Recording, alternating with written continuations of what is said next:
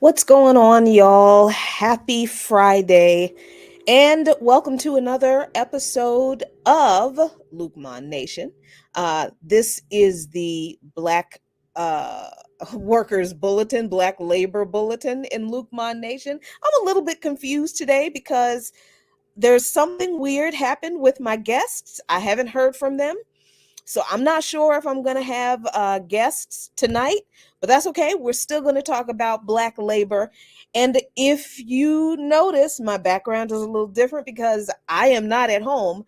I am in Ocean City, Maryland at the beach for some badly needed mental health time. So bear with me for whatever internet, whatever is going on. You know how hotel Wi-Fi can be real iffy.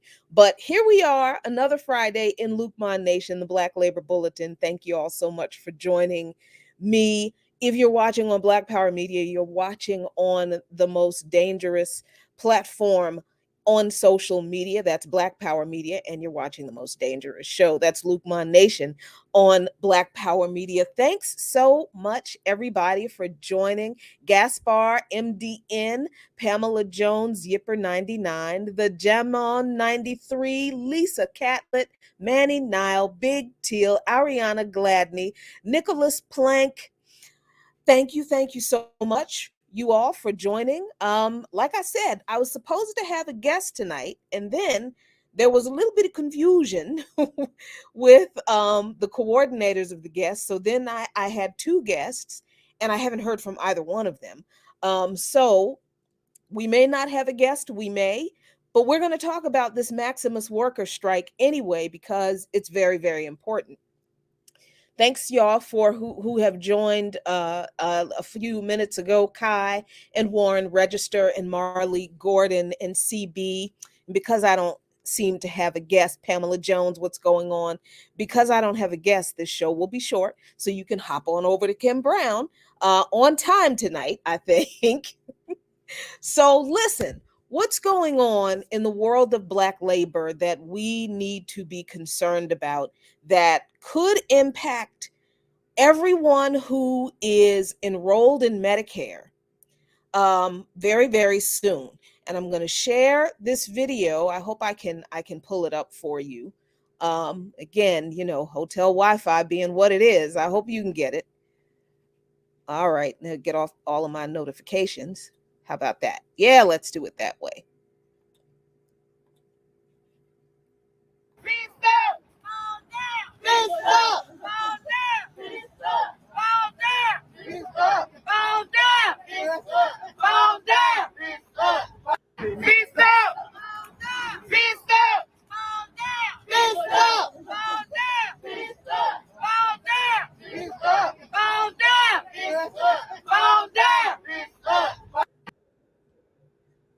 So those are workers of the Maximus call center. And I think that location is in Bogalusa, Mississippi. And what is going on with these workers is that they have been fighting the company they work for, Maximus, at least since last year, when I believe I first had them on the show. And I talked to one Maximus worker. She was fantastic. And like I said, I don't know what happened to my guests tonight, but I'm going to tell their story anyway, because you need to know all about it. So Maximus is the company that has the contract for Medicare and Medicaid services, for the Center of Medicaid Services, the federal agency that oversees Medicare. So the Maximus workers, call center workers, have been demanding better pay, and they get paid so little money that they can barely afford health insurance themselves. Imagine that, y'all. People who answer the phones and help people all across this country sign up for and manage their Medicare coverage themselves cannot afford health insurance. All right, so this fight between the Maximus call center workers, and if you or anybody in your family, anybody you know, ever calls into that 1-800 CMS number for Medicare, the person who picks up is a Maximus employee. Maximus is the company that owns the contract for the Center for Medicare Services. So this is the fight that's been going on with Maximus employees and their company for at least a year. And this is some recent news coverage about the fight that Maximus workers are engaged in. And this is a story from just yesterday. This is Channel 7. I believe this is in Mississippi somewhere. This is a local Channel 7 Mississippi affiliate. So let's see what they have to say. There are currently more than 650,000 unfilled cybersecurity jobs in the U.S. The Google Cybersecurity Certificate was made to fill that gap and help grow the workforce that's keeping us all safe. Some employees of the Maximus Federal Call Center in Hattiesburg are once again demanding higher pay and the right to form a union. They say if they don't get what they want, they'll walk off the job during the busiest time of the year for that company. Charles Harrington has that story. We are the union. We are the union.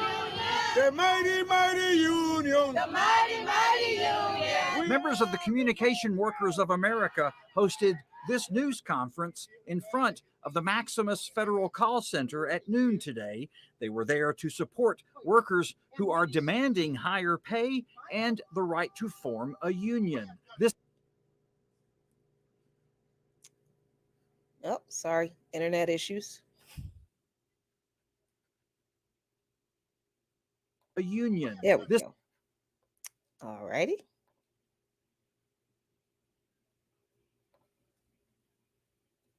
Cyber attacks on public infrastructure threaten the institutions we all rely on. When these organizations run on Google Cloud, they're defended by the same AI-powered security that protects all of Google. And I got a little story about Google too later on. I'm Michaela Chavez, and I'm here with Marmalade the tortoise. No, we don't want to hear about Marmalade the tortoise.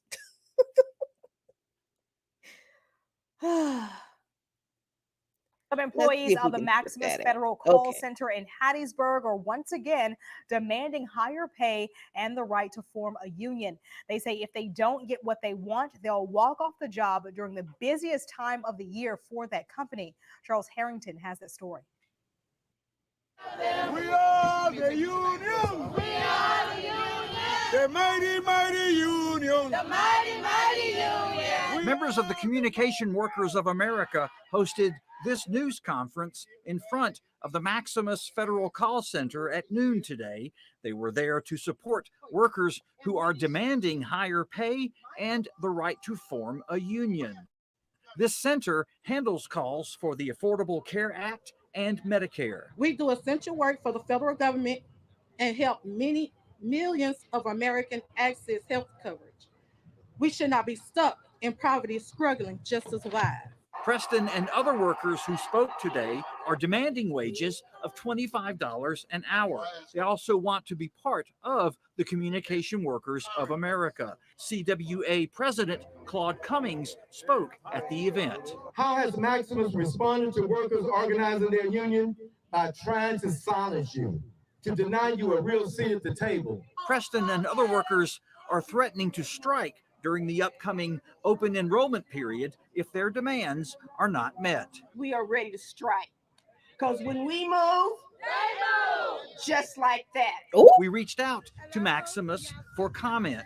The company says starting pay for their call center employees is more than $16 an hour. It also says the CWA has been trying unsuccessfully for years to unionize company employees. It says employees have displayed almost universal disinterest in organizing. The company also says there is a well-established legal process which can be used by employees to form a union. And it says Maximus is well aware of and complies with the law regarding union organizing. Preston and other employees at this event say they're confident most company employees do support forming a union. Most people are undecided, yes, that 10% are undecided, but that doesn't mean they don't want to unionize. That just means they need more information to make a decision on what they want to do, not what Maximus wants them to do. Also supporting Preston and other workers today were Congressman Benny Thompson and National NAACP President Derek Johnson. Charles Harrington, WDAM 7 on your side.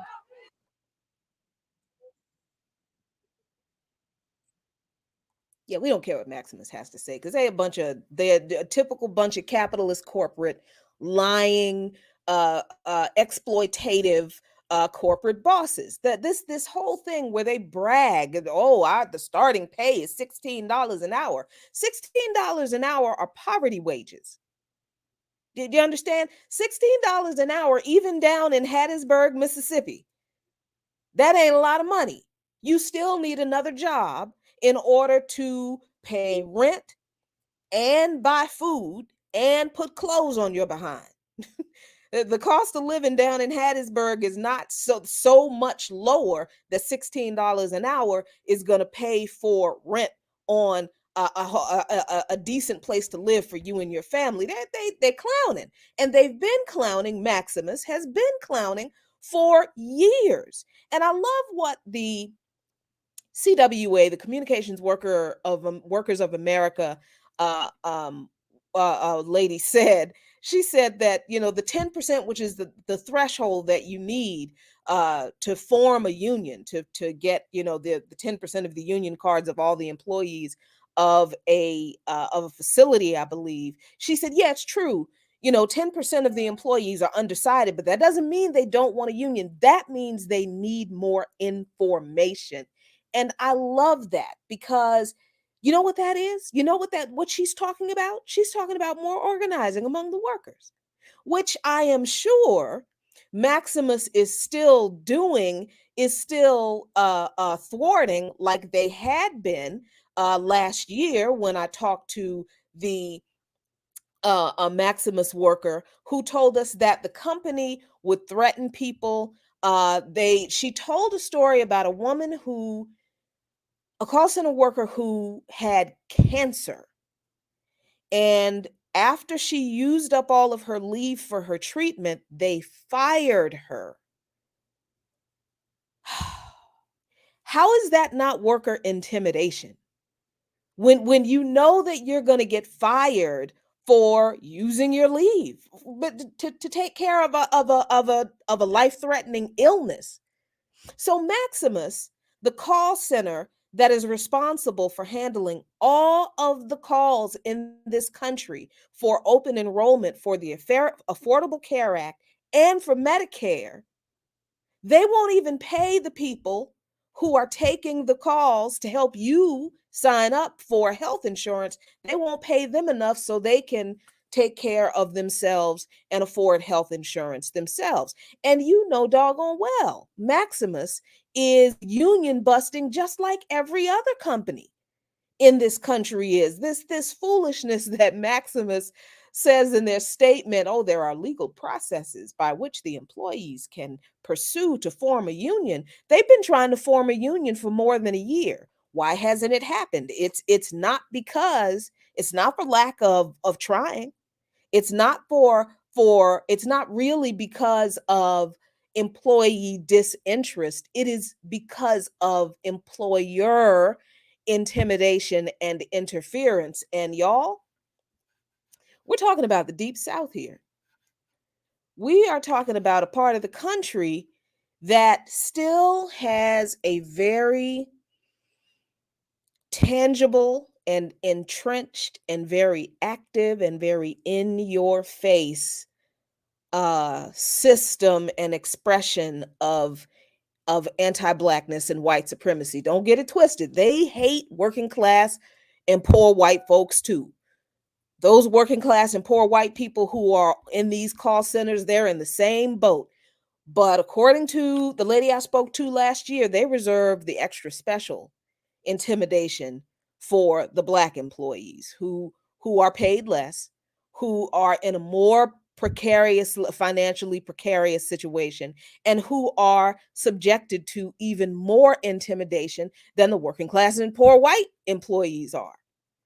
So you got all this going on in this company that has most of its call centers in the South, where they don't have to pay people decent wages because these and they don't have to allow unions. Why? Because most southern states and a few northern states also, and West Coast states, but most southern states are right to work states. So this idea that Maximus is somehow adhering to any legal processes that allow their employees to form a union, please. They know very well that they are acting within the right to work laws of their state to union bust if they want to not to do everything they can in their power to not allow employees to unionize. So that's what's going on with Maximus. And thanks, Chichimacha 1025. Fifth was $16 an hour is $2,773 before taxes. Before taxes. Who gonna live off that? How you gonna live off that? So this is why come open enrollment period, when you call the call center to sign up for or to certify for the ACA or for Medicare, there may not be anybody answering the phone. And this is why it is so important to be in solidarity with workers for workers' rights and for workers fighting for decent pay and decent benefits across the board.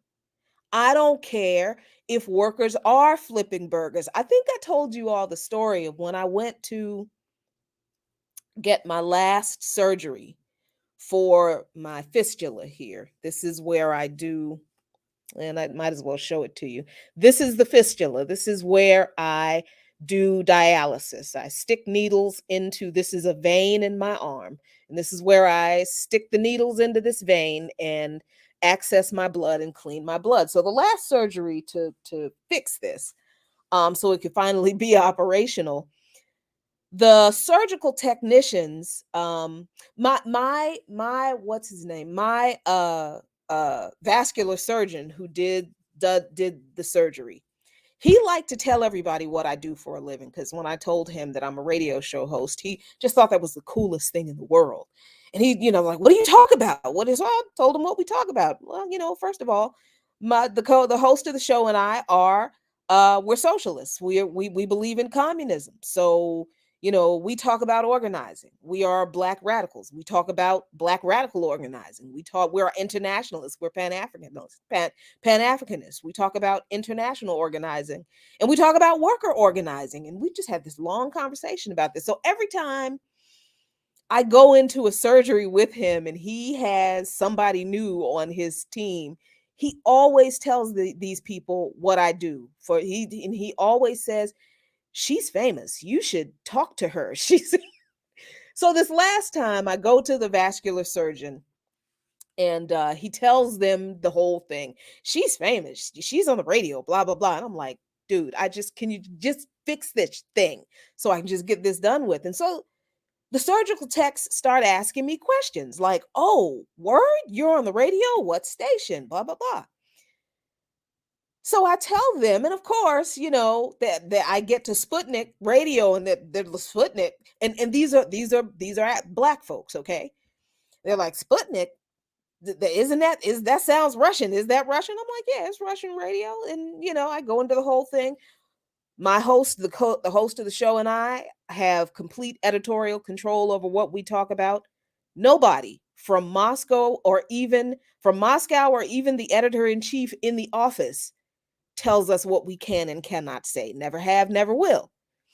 So then, they asked me about, what I thought about the strikes, and this was before the UPS thing really kicked off, and before it got closer to the strike deadline. And I told them what I believe, that every UPS worker, from the warehouse to the drivers, regardless of when they started or how long they worked, they deserve decent pay and decent benefits. They deserve everything they're asking for, because UPS makes enough money that they could give those people everything they ask for and not lose a dime. So then one of the surgical technicians, bless her heart, said, well, I sort of agree with you. And it was like 3 or 4 surgical technicians standing around the little desk. They're supposed to be checking me in so I could get the surgery done, but we're having this great conversation. And so one of the surgical technicians says, well, I guess I kind of agree, but I don't think I agree when it comes to some employees. And and I can't control my face. I really can't control my face when I'm talking to people. It just does things that I don't. So obviously the look I gave her was like, the fuck are you talking about? But I didn't say anything. So she looked at me, she's like, but I'm gonna keep it to myself because I can see you don't agree. And I'm like, no, please go ahead and say what you have to say, because we may not agree, but we can have a conversation. Despite what people think, I don't have a problem with people disagreeing with me. I just like respectful, principled discourse. I don't like personal attacks and hyperbole and straw men and all this kind of foolishness and name calling. But I don't mind disagreement. We can have a discussion over over ideas that we don't agree on. So we did. And she said, I don't agree that people who are like flipping burgers should be paid $15 an hour, because it doesn't take a lot of skill to do that. So why should they get paid $15, $16 an hour? And I wasn't the only one who had a little attitude about what she said. The other surgical techs were looking at her like, huh? What? But, I took a deep breath and I said, because your job requires a certain level of technical expertise and a specific kind of training and education, and I'm sure you have to get certified in order to be a surgical tech. I hope that you do, because I don't want you doing anything with me and cutting on me and poking me and whatnot, and you're not certified. I understand that you would have feelings about people who are doing quote unquote unskilled labor getting paid $15, $16 an hour. I said, but here's the thing. Everybody who works a job, and I don't care what that job is. I don't care what that job entails. I don't care whether that job requires training or not. And by the way, there's really no such thing as unskilled labor. All jobs require a level of skill, coordination, and knowledge, every single one of them. So there's no such thing as unskilled labor, but everybody who works a job deserves to be able to support themselves on that one job with that one salary. Nobody who works a job, especially not in the richest country this planet has probably ever seen, nobody in this country who works a job should have to work another job in order to be able to afford rent, health care, food, and clothing, and a little bit of leisure. Nobody should have to work themselves to death by working 2 or 3 jobs in order to merely survive in this country. That is why I organize and believe and talk about organizing and labor and workers' rights the way I do. Because I don't care what your job is, you should be paid enough money so that you can afford to keep a roof over your head, that you can afford to keep food in your refrigerator, to keep clothes on your back in this country, and have a little bit left over for a little bit of leisure, because workers are human beings and we are the ones, it is our labor that makes the profits for the companies. So if we can't share in those profits by being given a living wage for our labor, then we need to have a little conversation with the ownership of these companies, and that conversation needs to be a strike. And everybody else, all the other, 3 or 4 other surgical techs, they were like, exactly, that's what's up, right? And even one of them was like, and you know what? We should be paid more. And I'm not mad at that. They probably should be. But this is why we need to be in solidarity with worker struggles across the board, across industries, regardless of what kind of work they do. Because what we're talking about here is the dignity of human beings in the workplace. That's what we're talking about. We're not with this, all these bourgeois conversations about classifying workers as skilled or unskilled, white collar or blue collar. That's all bourgeois capitalist divide and conquer bullshit that we need to get away from. Unless if you are not a manager or a CEO or on the board of directors, baby, you are a worker. You are a worker and you deserve to reap the benefits of the fruits of your labor. And they all should not go. The fruits of your labor should not all go to the CEOs of the corporations, the investors of the companies, the boards of directors of the corporations. No, the workers who produce those profits should reap the most benefits from their labor. And if they don't get it, they absolutely should strike. So I am suspecting that there will be a Maximus strike, because clearly the company has not been responsive to the Maximus workers. So it's looking very much like a strike is going to happen. I don't see Maximus moving. Okay. Yeah, that was the person who was supposed to be the guest. Okay. Well, anyway, hopefully we can have them on at another time. I'm going to certainly try to, but I don't see Maximus moving. I don't see them uh um uh changing.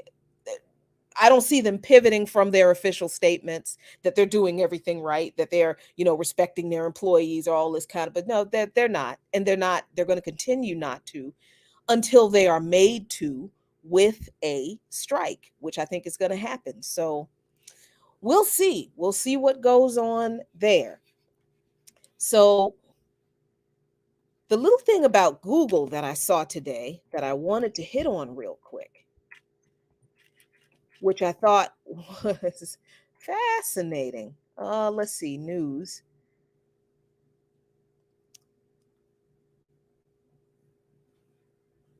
Here we go. Let me share this. So for the people who, real quick. So I know people want to talk about the Jimmy Dore, Dr. Cornel West interview, and okay, since I don't watch Jimmy Dore and I literally do not care about Jimmy Dore, I just don't, I have gotten to the point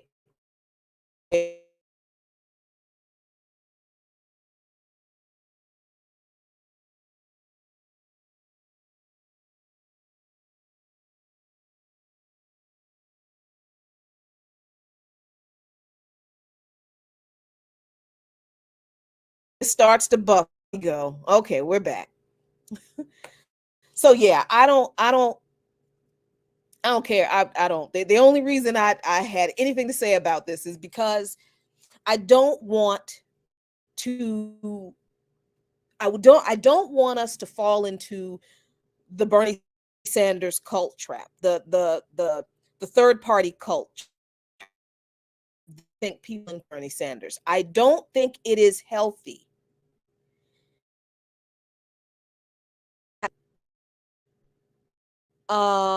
Political figures or figures when their analysis is incorrect. We do it in a principled way. We don't attack people. Or some people love to attack folks, but I don't. And I don't agree with some things that Dr. West said, but I'm not going to attack him because he said something that hopefully I'm going to get a conversation with him about it. But I did do a monologue today on By Any Means Necessary about it, and I'm going to try to download it and provide the audio of it for you, so you can hear what I have to say about the conversation. But I do not agree with Dr. West and his kind of refusal to call Joe Biden a fascist, and I do not agree with Dr. West about that because of what Jackson history shows.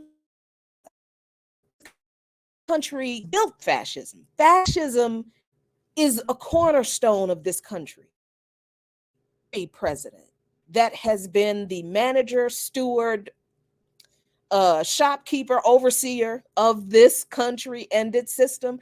Every president is a fascist. Trump was not a special fascist. He didn't introduce fascism to America. He wasn't bringing fascism to America. Fascism wasn't rising in because Trump became president and he gave birth to the MAGA movement, which he actually didn't give birth to the MAGA movement. That was Ronald Reagan. Trump ain't done original, just like the devil. He ain't done nothing original. But fascism didn't rid America because of fascism is an aspect of Americanism baked into the foundation of this country. And George Jackson told us that. If you pay any attention, I'm sorry, what is slavery if that ain't fascism? What was slavery? What was segregation? What was mass incarceration? What is the current prison industrial complex if it's not fascism? How in the world can you look at the prison system in this country and how it has evolved and metastasized off of the enslavement of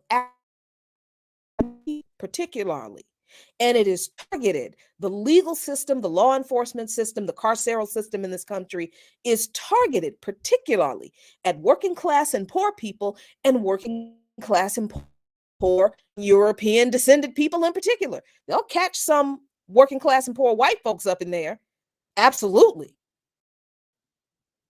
But how do you look at the very long history of white supremacy and white supremacist legislation in this country and the anti-worker sentiment that has gone right side by side along with it in this country, and not see that the oppression of a certain class of people and particular groups of people within that class of people is driven by monopoly capitalism? That's fascism, y'all. You look at the RICO indictments of 61 Stop Cop City protesters. That is fascism. Protest.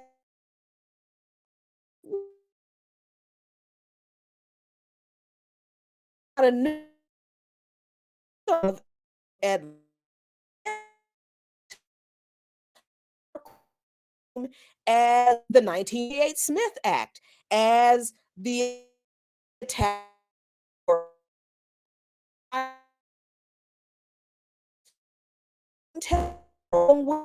McCarthyism, right? This is nothing new. So, and that, if you understand that the Nazis, the real fascists that we all, because when we think of fascists in this country,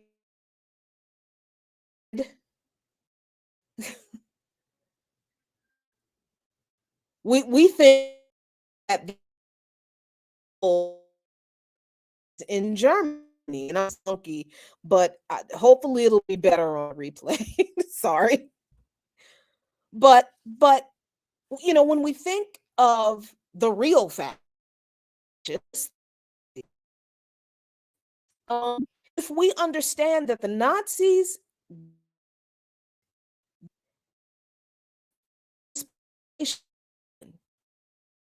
that the United States carried out against the indigenous people, if you know that the Nazis were fascists, then how is it that the people that inspired them are fascists? That makes no sense. You know, that makes no sense. So I agree with Dr. West.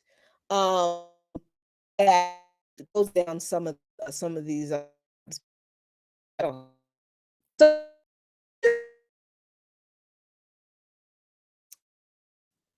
In not calling Joe Biden that every U.S. president is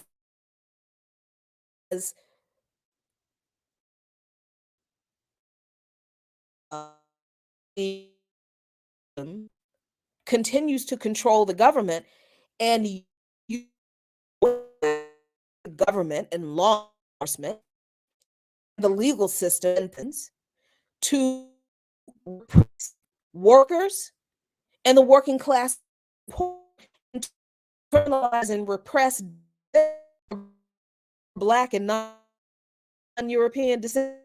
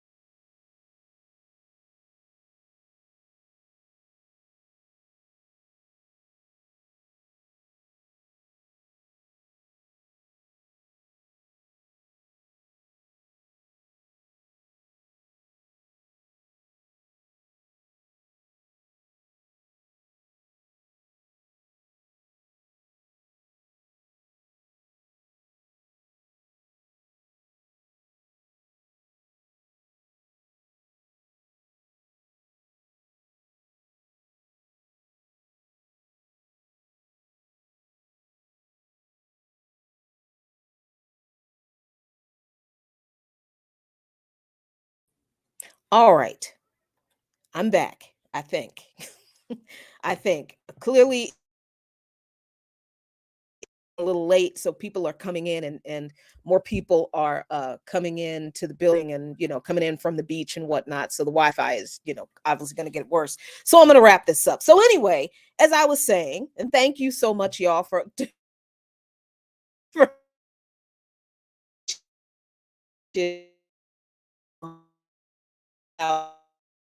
on reads just a mess. But anyway, so I was saying, if you know that the Nazis are the real fascists and they were inspired by the United States genocidal policy toward the indigenous in this country, how do you not think the United States is inspired the real Nazis? Of course, this country is fascist. So I absolutely disagree. Joe Biden is not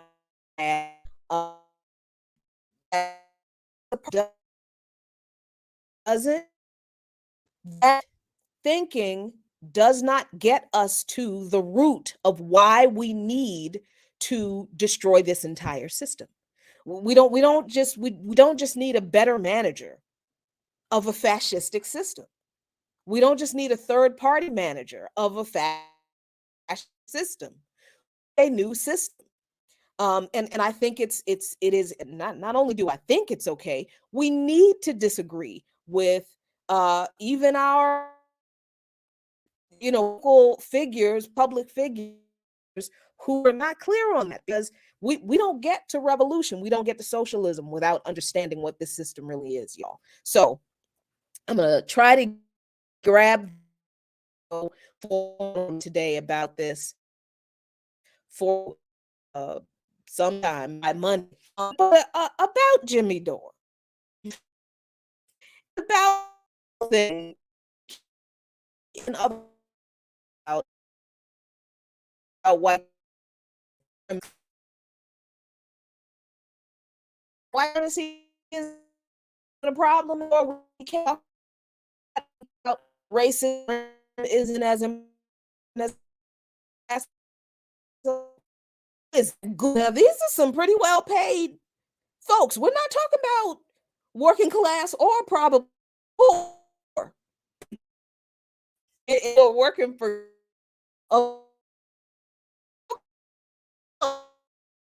class is not inextricably tied to class struggle. If white supremacy is not a problem, how come Google is paying their Black employees less?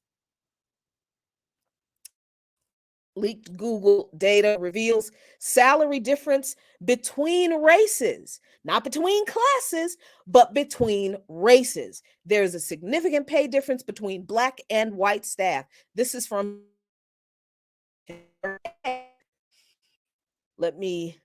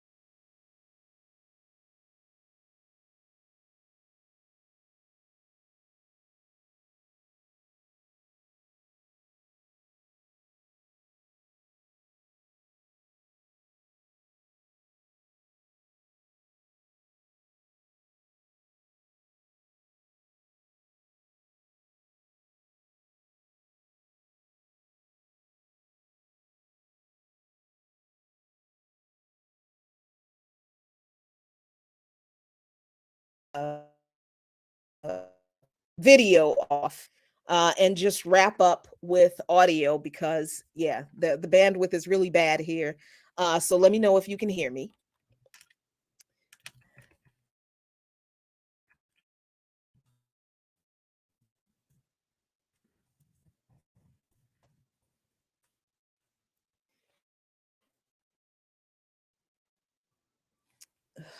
Nope. All right, cool. So